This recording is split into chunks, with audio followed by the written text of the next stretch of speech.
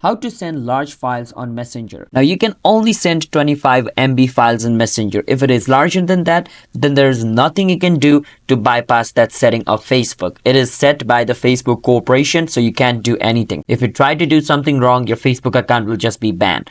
But you can use Google Drive or any other third-party website to upload the file, the large file on that website, and get the link and paste that link on your Messenger, and your friend can click on that link and it will take them to that website from where they can download it. So for this example, I will use Google Drive, but you can use any website you want. And on Google Drive, what you can do is upload your video. Upload video, you can drag and drop it here, or you can just click on new and click on, over here where it says file upload, and click on that and choose whatever you want to upload. That's the way you guys can upload on Google Drive. And you can just right click on anything you uploaded, and you can just click on share, click on copy link, and you can paste this thing anywhere you want, and people can access by clicking on that link your video or your folder. So now you just have to paste this link on your Facebook and people can access this folder. This is the only way. Hope you understand. Subscribe to our channel for more videos like this.